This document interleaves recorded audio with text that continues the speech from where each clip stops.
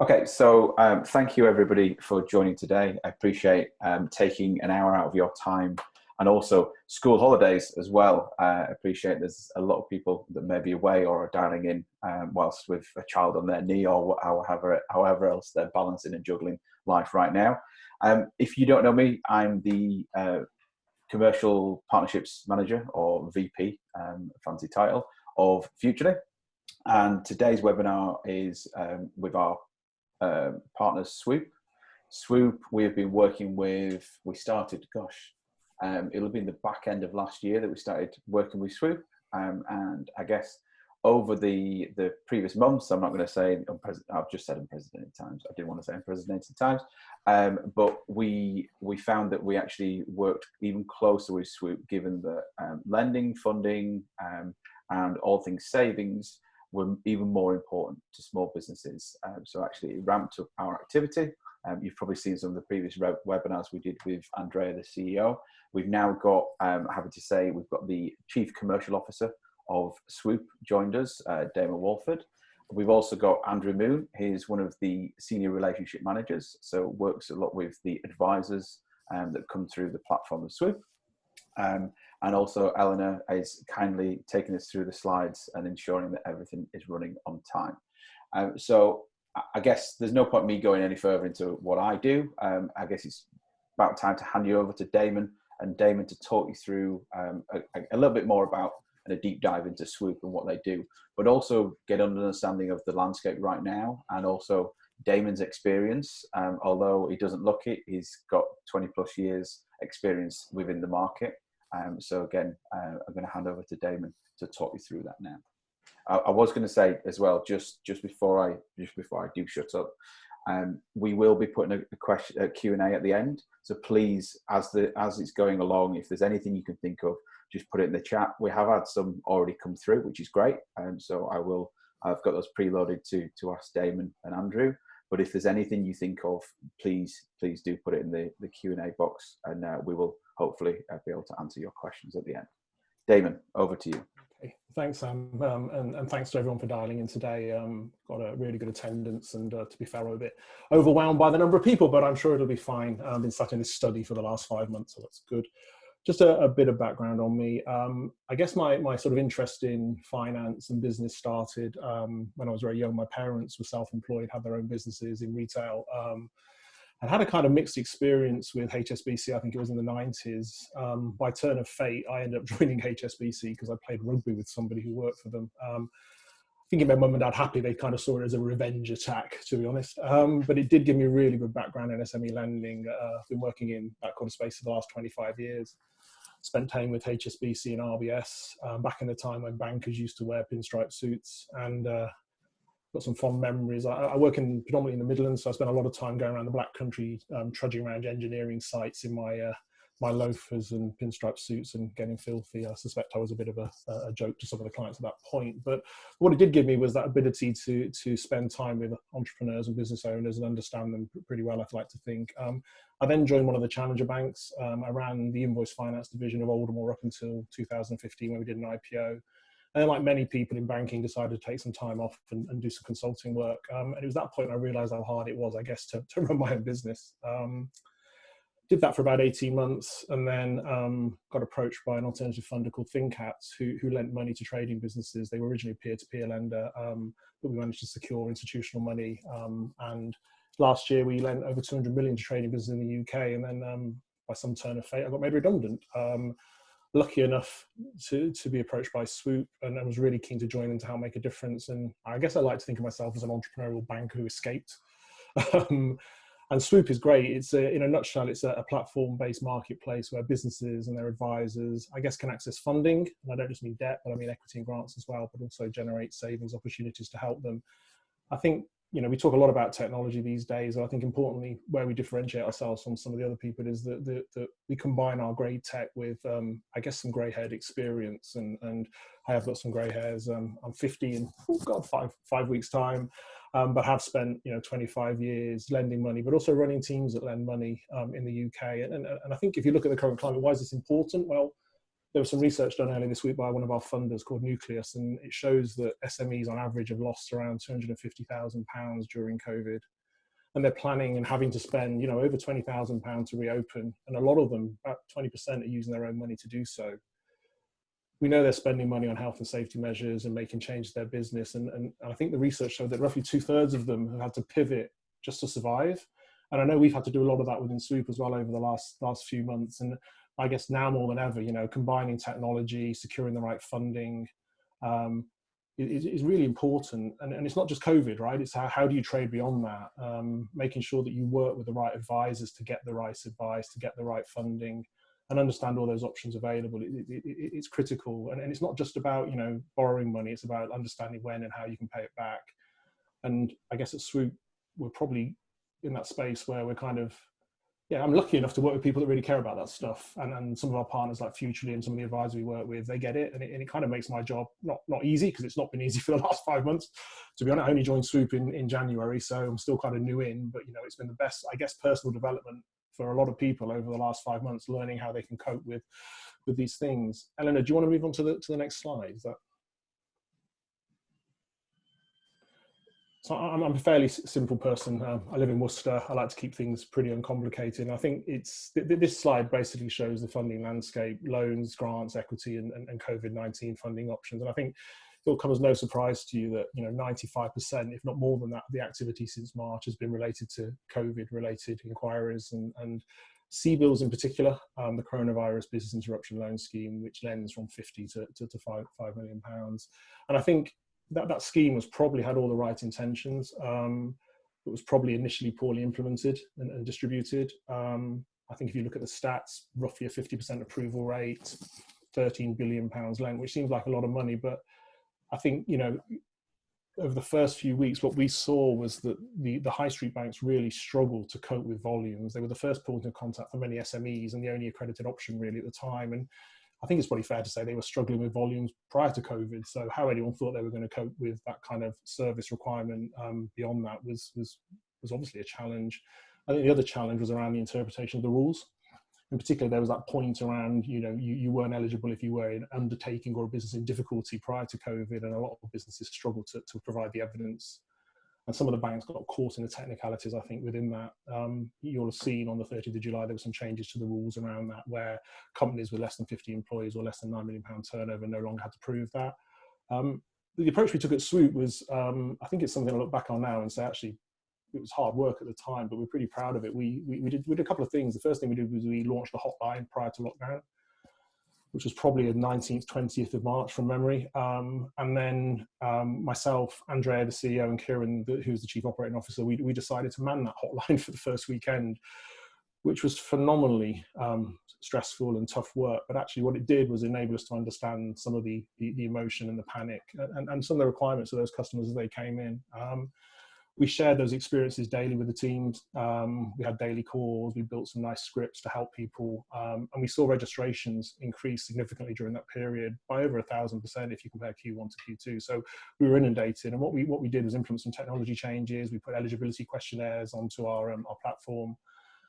And we actually tried to take some of the, it sounds silly now, but we actually tried to take some of the momentum out of some of these inquiries and tell people to spend the time wisely, you know, while they were working from home or in lockdown, you know, spend that time getting funded ready, you know, curating all the information in the right way to tell the story, produce robust forecasts that really show the impact of COVID, but also the fact that you can afford to repay any debt that you take on, show the benefit of the government support. And this is really where I guess the partnership with Futrli really took off, where we were able to use Futrli to help do some of those things. The other thing that we saw during that period was more and more businesses willing to integrate their accounting software and their banking software with us. Sharing that data really helped us to assess the impact of COVID, because you could look at the period prior to COVID and the period post-COVID and just really see the impact, not only on cash flow, profitability, but also on the cash in the bank. And that helped us build a really strong application when we did go to the funders. It also enabled us to show that businesses could afford debt prior to COVID. One of the things that we learned really quickly was that the banks needed some help with some of this. So a lot of the people that came in were saying they couldn't get hold of their bank manager, etc. So we were able to leverage the black book a little bit. It's a bit old school, but we were able to speak to people that we knew in the banks and get direct access to some of the credit teams there. And the key thing there was really about getting the application right first time, making sure it went to the right people, make sure all the I's were dotted and the T's were crossed, so that we had some really good success. And then what we saw, I guess, probably towards the end of April, May, was lots more CBILS suppliers join the party and get accredited. There seemed to be daily announcements at one point, and it was pretty tough to keep up with all those developments, if I'm being totally honest. And the other thing that happened was they were getting accredited, announcing that, but they're not able to launch their product. When they did launch their product, they got inundated, so they kind of turned the taps on and off, on and off. And some of the alternative finance providers there really stepped up during that period. And we have a market intelligence team, and their job really is to work with those funders to make sure we're updated. And we spent a lot of time remapping the market, re-engaging with those funders, making sure we knew what they needed to make decisions in good time, and also what would they consider to be a good application. I think one of the key things I look back on the last 5 months is that we've been really successful with that. We've got a really good reputation for providing quality applications to those funders during this period. And we've seen some really good turnaround times. You know, some of the deals we've presented have been funded within less than a week, which is fantastic. Some of the others are taking longer. But I think it's key when you look at those CBILS applications that, you know, and then the announcement this week where they've extended the deadline to draw by 2 months just shows that it's not quick. And we've got a few weeks left to get applications in by the end of September. And there's 2 months to process them. And that 2 month process time is going to be key. And understanding what needs to happen there is really, really important, but there's still time to look at it. The other aspect, I guess, is bounce back loans, which is kind of guaranteed loans up to 50K at really, really favorable rates with no interest in the first year. The bounce back scheme loan seems to work pretty well. 35 billion lent, 1.1 million successful applicants, an 82% approval rate. But I think everyone thinks that may possibly bring some problems in the future. And I guess what our role has been during that period is firstly to help people access their bank digitally to apply for those loans, but also making sure that if they are successful, that they look at making sure they've got the right amount of funding thereafter. And also that they've not just kind of jumped in, taken the easy option where CBILS might have been a more particular right fit. The bounce back loan scheme, as you know, runs till the end, 4th of November, so there's still time there as well. Looking at grants, just very, very quickly, I think it's fair to say that the local authority grants provided to support COVID have been the main area of focus. But we've seen, I guess, in August in particular, there's a big uptake in people registering with us to find out more about other grants that are available. Innovate UK, for example, have grants that are aimed at companies that are having a positive impact on COVID. And there are lots of regional grants in certain sectors as well. And the way that our eligibility works is people can register with us, we can match them to the right grant and then put them in contact with people that can help them write the right application. We also expect to see a lot more focus on R&D tax relief over the next few months as people have to repay debt or get ready to repay debt and realise that they've spent a lot more money kind of pivoting their business and investing in the future. I'll spend a little bit of time on equity, but there's no surprise that that contracted significantly in Q2, particularly for early stage businesses. And it's no surprise that funds and investors spent time looking at their existing investments. In fact, we did some research recently that showed that roughly a fifth pulled out of the market completely in Q2, particularly in sectors like B2C. Some research by Bowhurst showed that first-time funding for UK startups fell by about 83% between March and May this year compared to the same period in 2019. So I guess it's been tough. But we have, to be honest, whilst the investment supply is kind of contracted, as has the demand, I think, you know, savvy founders are waiting for the right moment. But we are seeing a bit of a upturn now, with particularly VCs looking for opportunities to invest in businesses that are making the most of the opportunity. And this word pivot has become kind of quite topical, hasn't it? But, you know, there are businesses out there that are launching new products to market and are investment ready as well. If you look at some of the other things on this slide, you know, to be honest, we've had limited exposure with the Future Fund and the coronavirus large business interruption scheme, loan scheme. For the Future Fund, it was the investor replied. It was aimed at those businesses who kind of, I guess they were currently affected but weren't eligible for CBILS, mainly because they were pre-revenue or pre-profit. But that's managed, you know, to get 588 million of convertible loan notes out into the market, and that's been matched by funding by private investors. So I guess that's been a success too. And on the larger side, the companies with turnover over 45 million, they tend to be pretty well served by the banks. And we know that the banks are reaching out to those large corporates proactively and offering them facilities rather than waiting for them to be approached by their customers. If you kind of move up to the top and the more kind of like traditional loan market, you know, Swoop has got access to a wide marketplace. We did, prior to COVID, have over 1,000 different products, funding, from banks to the alternative funders, and all those funding options are matched on the inputs that the business put on our platform. So we had, lots of unsecured loans, asset finance providers doing HP leasing and refinancing, and also, growth finance for invoice finance via invoice finance. In particular, good coverage on the single invoice finance product, which is kind of aimed at some of the smaller businesses, if you like, and things like merchant cash advances based on sales through credit card and debit terminals. Do you want to turn over, Eleanor, if that's...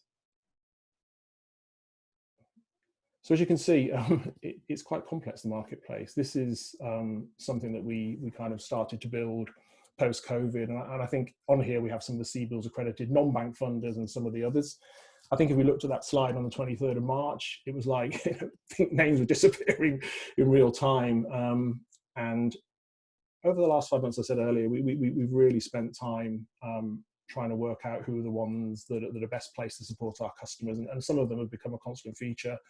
The key thing there is understanding their proposition, their criteria, but most importantly, their appetite towards credit and lending, because what we don't want to do is fund deals with lenders that aren't going to be here for the long haul, who don't have the capacity to deal with downturn as well. And as I said, we use our technology to match these funders. We only send deals over when we're happy it's got the best chance of success. So we use our technology to, the word curate, but just gather all the information and analyze it in the right way, make sure that we get the standard requirements, things like 6 months bank statements and everything uploaded onto our system. We do some of the credit work ourselves internally now for this period of time. We have a team of experienced funding managers and ex-credit people that will look at the proposal before it leaves us.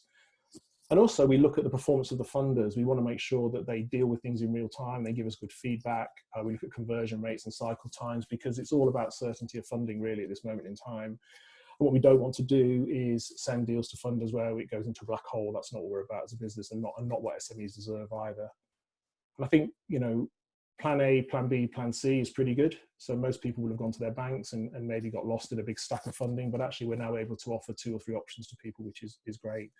And I think it's fair to say there's no doubt that these COVID schemes, CBILS, and that would have made a massive impact on many businesses. But 50% of the people who have applied haven't been successful, and it's still quite a small number when you look at the whole population for SMEs. So a lot of the people on this panel are reaching out to us and saying, have you got people who haven't been successful with funding from CBILS or bounce back loans, and do they need additional funding? And what's important there is that they don't just cherry pick the top end of the risk spectrum, they fund across the whole of the risk spectrum. So having the whole marketplace allows us to look at it with that lens to a certain extent, and then make sure that we work with funders that, I guess, take a more commercial approach, and use real-time data to make decisions as opposed to historic data, because things are very fluid at the moment, as we know, and historic accounts will paint one picture, up-to-date MI will paint another, but actually forecasts will paint a totally different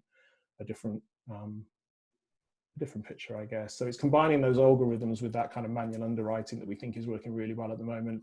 And to be honest, that's kind of like where we're being really, really successful. And some of these people have developed new products. So lots of R&D claims, as we've said, lots of delays in getting these processed. And some of the funders on here will provide funding against those unclaimed tax reliefs, which is brilliant. And we've had some success there. Okay, Eleanor, should we move on to savings?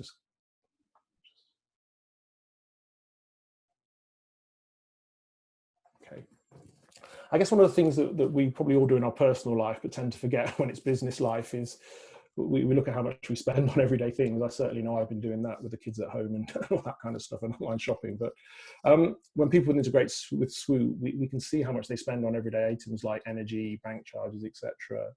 And then we can look at alternatives for them and see how much they could possibly save. And it's really quite simple, but actually we tend to overlook these things are found. And some of the data that you can see on here is actually quite surprising, I think, when you first look at it. But sometimes these savings can mount up and be quite significant. And I think as SMEs head towards unprecedented levels of repayment of debt, spending some time looking at this maybe over the next 6 months or whatever is really, really important. I was on the phone to an energy supplier on Monday, and I'm kind of synopsis of what he said, because he got quite technical, but I think what he was saying was there was excess supply because of a mild winter. Because people are working from home, there's excess supply there as well. There's good prices available, which can be locked in for up to 5 years. Energy suppliers take into account SME credit risk when they set the pricing. Okay, so a lot of them use status agencies. We know that credit grades will probably inevitably decline for a lot of SMEs as we get further and further into recession. So why not lock in those prices now? The cost is probably likely to increase. So it kind of seems like a really topical thing to look at. And I think we all forget about that. I can't remember the last time I switched my personal energy actually, but I know a lot more people are doing that now.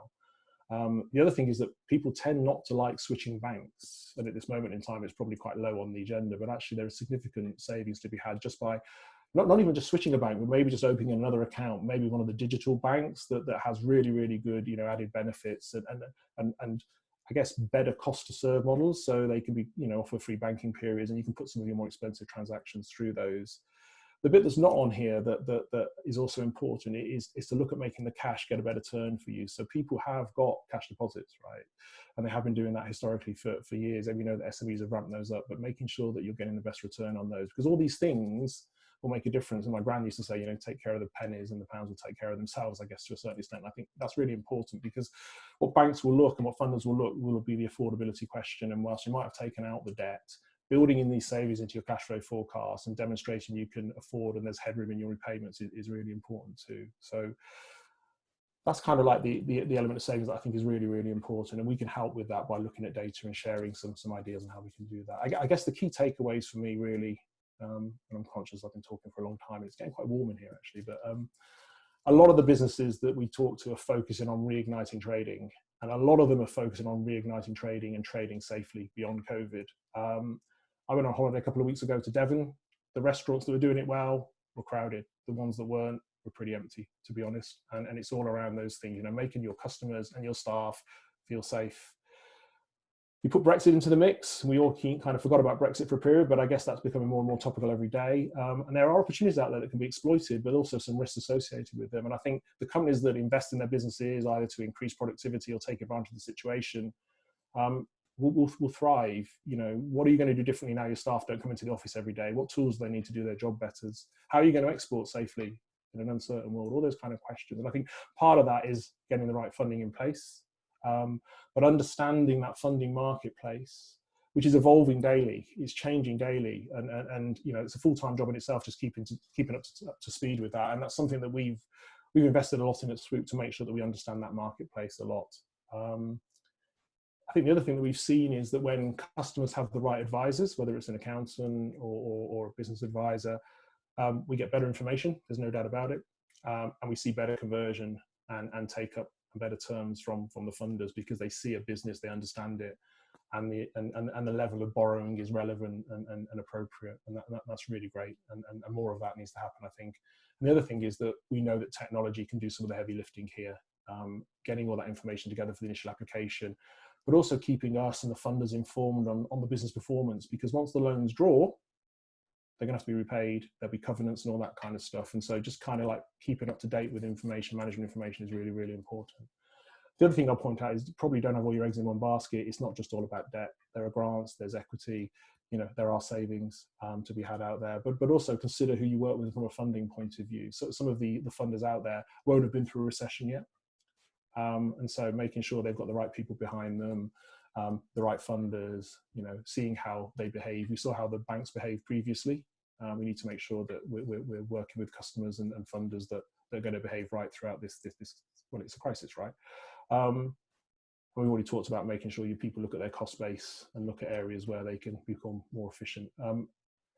Hopefully that gives you a bit of insight into the world of Swoop. I've tried to be as candid as I can without cracking too many jokes and stuff like that. But I'm happy really to take any questions if there are any, which I hope there are. Jokes are welcome, Damon, by the way. Okay. I'm more than happy for jokes. I have a question from me before we go to the ones. Is there a cost to using Swoop? No. So people can register for free. We will do matching for free. The way that Swoop get remunerated, rewarded, is when we're successful, we get paid by the suppliers on the platform. Fantastic. Okay, I think that's one thing that is always overlooked. It's that I say it doesn't cost anything to use it. It doesn't cost anything to explore. Like you say, it's well, I love it. I would do because we're partnered with you. But yeah, okay, cool. So I think we'll go through to the questions that came through earlier in the week.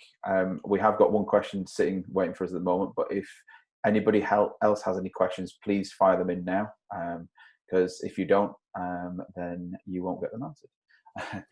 So the first question that we had through email was, what does the recent change in eligibility criteria for CBILS announced by the British Business Bank and effective from the 30th of July mean for business owners? I think, as I said earlier, there was a whole cohort of businesses that applied for CBILS that struggled to show that they weren't a undertaking in difficulty. Mainly early stage businesses backed by private equity who didn't qualify because a lot of these businesses prioritize growth over profits.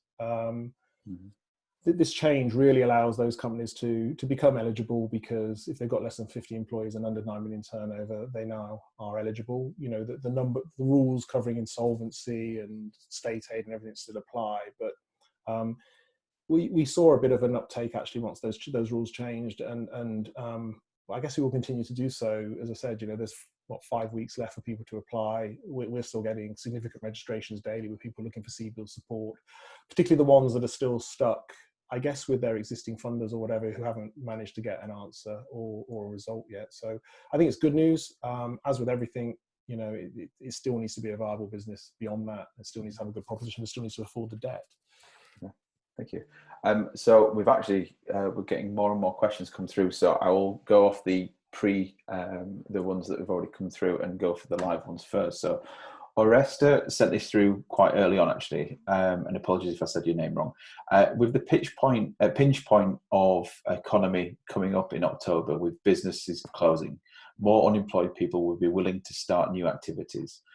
Would be great to have a picture of the support from Swoop for them, particularly in terms of the right requirements and information to meet funding requirements.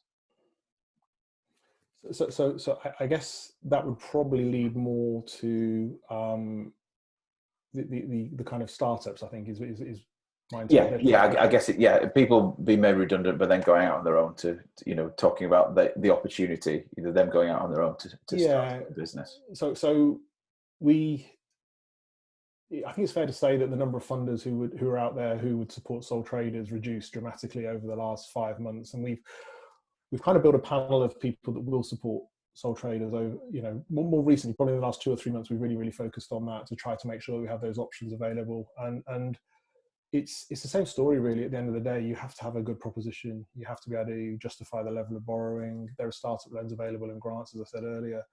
But I think it's spending that time making sure that you can pitch your business and that it makes sense to you. And also, I would say, talk to an advisor about just making sure the business plan passes the sniff test. And if you are a sole trader, make sure you understand your personal credit score as well, because that tends to get taken into account a lot more. But we sole traders can register with Swoop, and we can look at all the details and make sure that we have the right information before we go out anywhere to approach any funders for you. Fantastic. There's 2 similar questions actually. So Anonymous has said, how can startups benefit from using Swoop? Which I think you've probably answered there. Yeah, we have access to the startup loans as well. The providers of startup loan, particularly Virgin, have a good agreement with them and a good relationship with them, which is great. But I think the same holds true. The chances of success are based on the story behind the proposition at the end of the day, and the forecast, and making sure the viability is there. Okay. And this one, very similar, but do you take, this is from Alan, do you take equity in startups for helping them find funding? No, we don't. No, but that would come under the equity part, wouldn't it? If you were finding equity funders, as it were. Yeah, we would introduce them to equity providers as opposed to taking equity ourselves. Yeah. And Catherine has asked, is there anything out there for pre-trading businesses? I seem to always fall down a hole. It's a similar question, right? And I guess the all the funders at the moment are focusing on businesses that are trading where they've got exposed or need to borrow. The pre-trading thing will, I guess, solidify a lot over the coming months, and there will be opportunity there for funders to step in and do more things there. There are companies out there that will fund businesses as soon as they start trading, but pre-trading it's more of it's more of an equity play, grant play, or startup loan play, to be honest. Okay. We've also got another one around startup as well, which is Nishan. How can you support new startup who haven't started trading and are in the process of building a brand? Is that more around the Virgin startup piece and the relationships but also if you do register with Swoop, of course, because the marketplace changes and there is innovation in this space, we will keep you informed of any changes to that. So it's worth registering. We'll keep you informed, and when things do move and change, then we can reach out to you. Okay. And there's also potentially, if you talk to us, you can find out what the no's are. So you're under no illusions. You know what you can get and what you can't get. And then as you begin to scale, we're able to incrementally move forward the solutions. So there would be work with you as you go through that growth process. So it's like that extra brain on your shoulder to make your life easier. And we see that a lot more now. We see customers coming back to us for more and more, I guess, support, having taken out startup loan, then looking to do more things. So yeah, I would say register. We can see if we can match anything for you. If not, we'll keep you informed of where we can. So, a question from David: is the Swoop application available in countries outside of the UK, specifically emerging markets? So we operate in Ireland, and we're currently in early discussions with other markets actually, but probably not yet emerging markets. But it's something that we can look at, because the benefit of the technology that it works is country agnostic to a certain extent. So I guess you've got some lenders as well that are truly global as well, haven't you? Or even regional. Yeah, we are working with some of the more global lenders to look at how we can deploy in different markets, because I think this technology play will become more and more relevant globally. And on the equity side as well. So if there's a particularly interesting proposition, we work with external funders outside the UK who will look at businesses. Fantastic. And I know we covered this, but just for clarification, what is the last date for applying for CBILS? It's the 30th of September. Okay. My advice would be, don't wait till then, because you'll probably arrive with 100,000 other applications. But certainly we've got a period of time where we can help shape applications and get them ready to present to funders. In fact, as I've sat here, I've had a couple of notifications come up. The funders are getting used to processing a lot more volume now, so the approval rates are getting quicker and quicker. The key thing is the drawdown stuff, because what tends to happen is you get the approvals come through, and then you realise you've got all these deals that need to complete at month end or whatever. So that 2-month window from the 30th of September to the 3rd of November is a welcome arrival, I think. But certainly, yeah, I wouldn't wait till the 30th of September. I'd try and get things done between now and the middle of September, really, so that these things do take time. And also, you sometimes get what I call the Columbo moment, where people come back and say just one more thing, and you need to get all that information in by the end of September. So it would be good to hit that kind of like 15th, 16th of September deadline, and then have 2 weeks to kind of any backwards and forwards, really. Fantastic. And Alan, who asked a previous question around the equities, the original question was, do you take equity in startups for helping them find funding? He's just put VC or angel, I should clarify. So I guess it's the equity, taking equity within the business. If we're looking to raise equity for a client, we charge a success fee, and that's it. There's nothing hidden. It's a very, very transparent engagement. And it also allows for somebody, let's say somebody's looking for £500,000, their own angel network might have found $250,000. We're not going to say, but you found that. It's completely open. Yeah. Okay, fantastic. Telfer has asked, can you explain a bit more about open banking? Now, this is challenging now, Damon. It's not my area of expertise, to be brutally honest, but I think there's a couple of things on it. The key thing with it is that the open banking technology is very secure. We use a company called TrueLayer.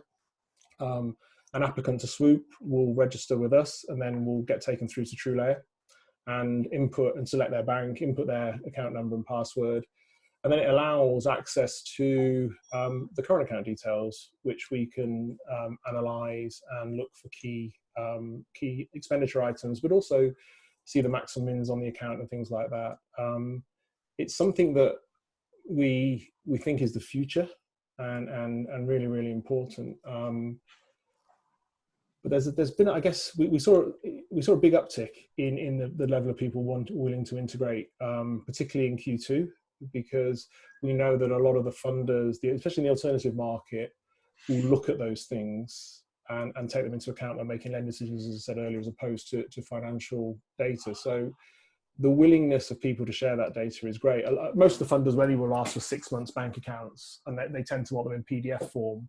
So, you know, the burden of uploading all that kind of stuff and sending it to a funder as opposed to giving us open banking access is probably makes sense for a business to do that. And I guess it will become part of the norm. You know, 2 or 3 years ago, nobody was doing it. Now more and more people are doing it. So I think it's quite important, actually. Massively, yeah. From my 10 years in banking, when I came over to the accounting space when it came in, but it's game changing. You know, it was. Yeah. You think typically to get some data from your bank, you would have to request. You wouldn't be able to print it off your online banking because it wasn't stamped and certified. So you'd have to go into the branch, or you'd have to request it, which they'd pull the archive for the last 12 months, and it could take them, 2-3 weeks and they could charge as well to get the information. Whereas now it's just live data feeding through. And again, and more of the funders are now getting geared up to receive that information digitally.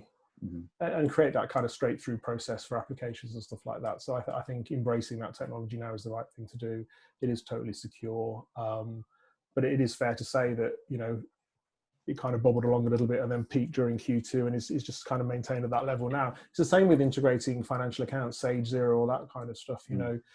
People initially, I guess, have that reluctance to do it, but ultimately, it's rough numbers, maybe 25 to 30% of the people will integrate either their bank or their financial accounts with us, and that's up significantly. And it enables us as an intermediary to a certain extent to look at that information in real time, and that particularly with this kind of like how are people trading up to COVID, not waiting for management accounts, but to be able to go into Zero or into Kodak, who we use for our integrations, and to be able to set different time periods on a P&L and show how that has impacted Q4 versus Q1 this year and year on year as well has been really, really important, particularly when you're writing, a lot of the banks and some of the other funders will still want a credit application. They'll still want some kind of like analysis of what's happened in the business. So the ability to be able to and have a conversation with the business as well that actually means something. So you can go, I can see this happened. What happened here? That kind of stuff. It just makes those conversations much more, I guess, relevant and interactive, and time's critical, right? We all know that we're all time poor, particularly now. Who we were saying earlier, Sam, that we don't even find time for breaks, do we? Yeah. So the last thing I want to do is talk to somebody who doesn't know anything about my business. But actually, if I can see the P&I, I can see the balance sheet, I can see the cash flow, I can see the debtors, I can see who you trade with. All those kind of things are really important, and integrations help us do that. Yeah, fantastic. So we've got a couple of anonymous questions, but what are the closing dates for CBILS and bounce back loans, BBLs? I was under the impression that it was the 4th of November for both. So I did check this morning because I always get asked this question. 30th of September for CBILS, but with a 2-month extension to draw down and complete the loan. So your application has to be kind of there or on the stack by the 30th, and bounce back loans is the 4th of November. Fantastic. And how do you get assistance with applications, i.e. written business plans? I'll jump in for that one. Yeah, sure. This could be to do with, person could be asking it either on the equity side or on the debt side. So if it's the equity side, the beauty of our system is that the funds that we work with would only see decks that we had read, checked, and the proposition and the layout was fantastic. So that means the fund that gets it, we've been very strict with them in terms of their criteria, and they're getting something that's readable and coherent. The equity team would review the deck, and if there's work that needs doing to it, that would go back to the client. You need to change this, this, and this. If a client sent their business plan and they're looking for debt, that's analysed and looked at by the underwriter, and then potentially that's going to go on to the fund that we're looking to, the people looking to get them the finance. So we have a team of people that are used to dealing with debt applications and we're happy to spend some time helping shape that application. If it kind of needs more help and there is an accountant involved or corporate finance, we would always kind of refer that business back out and say, you need to talk to your accountant, we need some help with the cash flows, you need some help with your projections, your business plan, stuff like that. On the debt side, we're not geared up to do that. We are geared up to analyze and kind of like curate and do a synopsis, and we've got experienced people there. So yeah, I've got, as I said earlier, they won't like me saying this, but they're grey-haired and experienced people that can look at propositions fairly well. But if it needs a lot of reshaping and reworking, that's not what we're about as a firm. We would always refer them back out to their advisor to go and get some help. If their advisor wasn't available, we have people that we can refer them to. Fantastic. And we've got a question from Nigel. What can we say to our clients to give them comfort that their data is being kept confidential if Swoop have access to analyse spending patterns, etc.? Okay, so I'm not a legal person. This question comes up a lot. There's a couple of things I would say. We're ISO 9001 accredited. We've been through due diligence with the high street banks for the bank switching.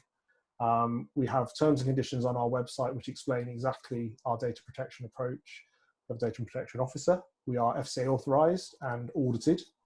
And I think I would just say, look at the website, and if you have any more questions, then come back to me, because it's something that I understand a bit about, but not enough to kind of throw myself under a bus in front of a lot of people. But the standard thing that I would say is refer to our website, which I think should give people a lot of comfort. The other thing around that is, you don't get FCA authorised, you do not get accredited by the banks unless you are robust at these things. And again, I've often had this question, and then when I've given them the answer, put them onto a relevant person, it's never created a problem. So it's never sort of gone out of control in any way. It's always been dealt with and answered. So there are answers to it. Yeah, well, we've just been through a whole process of re-onboarding with the high street banks in terms of being able to refer business to them, because they went through a process of doing that, and that question gets covered off in that part of that application as well. So I'm comfortable we're robust enough. Fantastic. The next one is on anonymous. Do you only work direct with SMEs? Is there a direct link between with Futrli and Swoop? So I'll try and answer that question in the way that I think I understand it. I mean, we get business from numerous sources. Okay, so a lot of our business comes from accountants, and we have over 600 registered on our platform that are referring business to us. Some have referred 1 or 2 clients. Some have referred 10s, 15, 20s of customers. So a lot of the business we get in is what I would call through the advisory channel. We have partnerships where we work with people like Futrli and other people to originate partnerships with accountants, and also businesses who would come in through that partnership channel direct to us. We also work with commercial finance brokers who refer business to us. We do some direct marketing, and with people like the British Chamber of Commerce and people like that. I guess where I see success to a certain extent is where businesses or their advisors work with us in tandem. Okay, so one of the questions we ask businesses when they register with us is, who are your advisors? Who else should we be talking to? Because we do know that we're part of a relationship, and that relationship only gets stronger the more people that are involved in it. I hope that answered the question. Yeah, I think just add the Futrli Swoop relationship, as Damon quite rightly said, we can see the huge benefit of Swoop and their platform. So rightfully we're working with our existing small businesses and accountants to ensure that they're matching and working with the right providers. Yeah. But also we are actually embedded into Swoop's platform now. So if anybody is applying for a CBILS is, I guess, the most topical one at the minute. Something that needs a 3-way cash flow forecast for the banks or for the lenders. There's part of the checklist as you go through. It will ask you to upload a 3-way cash flow forecast. If there isn't one available, then it will be, it automatically promotes Futrli to say, actually, we have a solution here. We also have put together with Andrea, Swoop CEO, and my CEO, Hannah, a guide as to how to make a CBILS friendly three-way cash flow forecast in Futrli as well. So hopefully that answers the Futrli part of it. Conscious of time now, all the questions are coming flooding in, which is great. Another anonymous, for R&D, are we able to get pre-year end funding based on draft figures, for example? Or is there quite a formal due diligence process to draw down funds? I can do this one. We deal with a range of providers. They're effectively in competition with each other, but the reality is the amount that they're prepared to look to lend depends on the risk. So if it was a client who has a history of having made R&D claims, and let's say it was 30, 50, 80, 90, and the one claim for this year is likely to be 120, and the claim's been made by a reputable party, we should be able to get funding against it. If it was somebody making their first claim, it's far less likely, and if there was somebody be interested, we can anticipate the percentage they would lend against it would be smaller, and the rate might well be higher. Fantastic. I think that's fair. I think I've been involved in a couple of R&D loans applications, one of which involved a conversation with the funder, the advisor, Swoop, and the customer. And so there was quite a high level of due diligence done on that, but it was quite a significant loan at the end of the day. And I think this whole product set will evolve over time. But my experience of it, to be totally candid, was that it was fairly manual. But not frustrating, because I think it was a very good open dialogue with all parties, so that there was no unexpected things came out of the woodwork at the last minute, and actually the timeline was agreed up front, but it did take, I think, probably 6 to 8 weeks to complete. But they're very, the thing that impressed me about the fund, I don't name them because that's probably not appropriate, but they were very, very clear in terms of their appetite, what they expected, but also when money could be expected in the bank, and that enabled the business to plan ahead quite well. So I was quite impressed with them, actually. I've known them for quite a long time in my previous roles, worked with them, but they were pretty good. And actually, I was sat in our office in Birmingham yesterday with some of the people that deal with the advisory team inquiries, and they were on the phone to the funder, and it taught me how focused they were on the outcome for the customer, actually. And you know, a lot of the funders we're finding now are really, really focused on that, because, you know, let's be clear, for a lot of these businesses to survive, these fundings, they're going to have to focus on the customer more and more, because the customers are going to need a lot more support. So I think it's a good time. Fantastic. Okay, so Nishant has asked a second question. Hi, does Swoop support cash flow forecasting statements as well for startup applying for loans and grants? So I think that's probably a question for Futrli, really, Sam, I think, isn't it? I mean, if customers are struggling to provide forecasts, they can click through and use Futrli to use that tool to produce forecasts.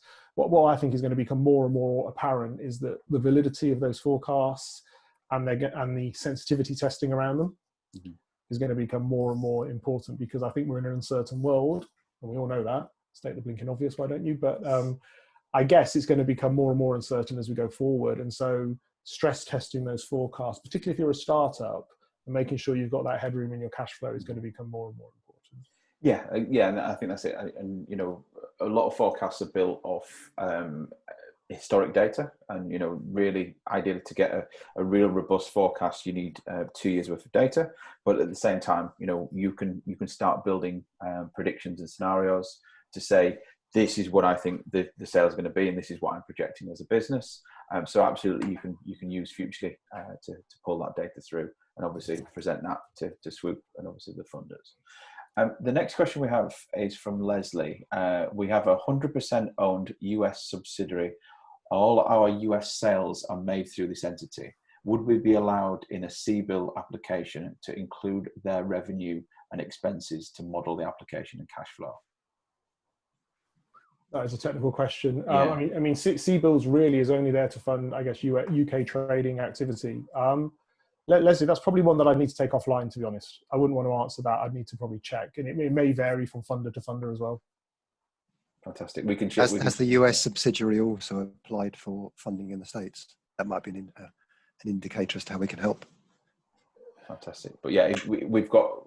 We can show. I think it probably sounds unlikely, but we need to have a look at that. Okay, and anonymous. Who are the British Business Bank? It's a tough one to answer.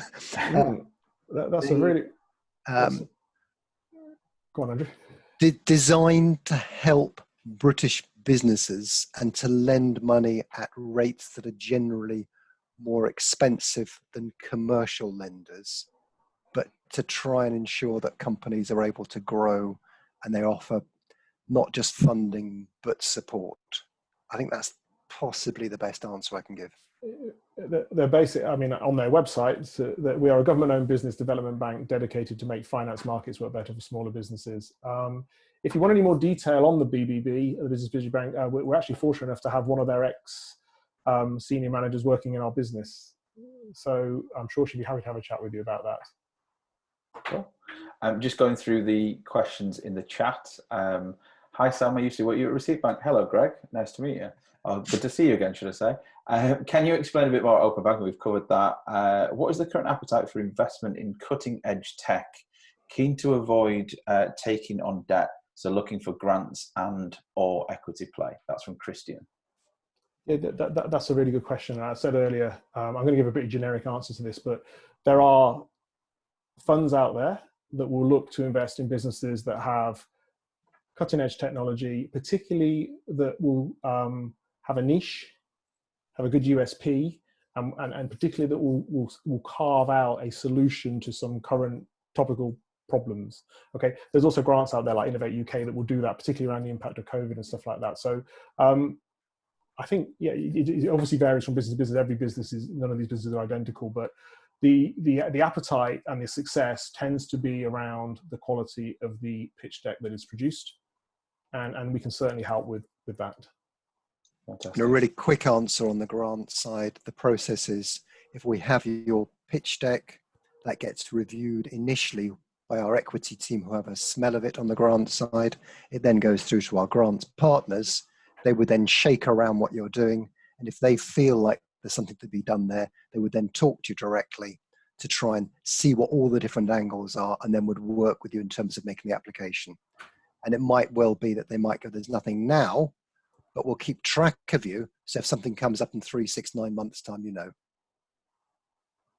Fantastic. I have 2 questions from Hitesh. I'm going to do the more topical one first. How do you pronounce Futrli? There you go, Futrli. It's think future and Lee. That's the only way I can describe it. I have to say a lot of people spell it wrong. They say it wrong, but yeah, Futrli is the way we would pronounce it. But the more serious question is clarification. Just been through the list of grants available by the Gov Innovate UK. By registering, do you automatically match based on eligibility and new grants being released? The matching is geographic, sector, and age. And the sector we would have picked up from Companies House.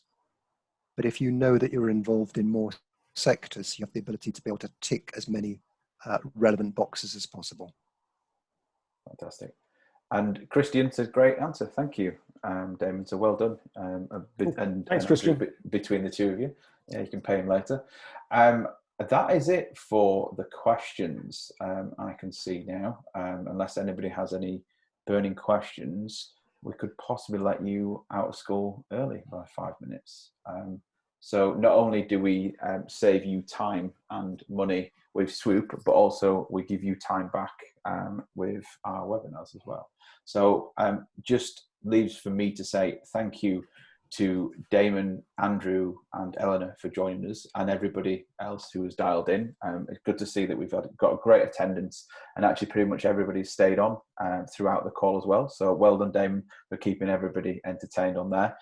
We will be sending the recording out and also the slides for you as well, with contact details and our link if you want to register for Swoop as well. So they will be coming out to you in the next, hopefully in the next 24 hours. And yeah, I just say thank you and enjoy the rest. Sam, there was one last question that came in from Tony. There's one last question. Okay, yes. Would we help with Innovate grants? Yes, we would. Okay, fantastic. There you go, Tony. Thank you for picking that one up. And yeah, well, great. As I say, have a great day, everybody, and look forward to speaking to you all soon. Thanks so much for the opportunity to speak to you all. Thanks for your time. Thanks, everybody. Cheers. Bye.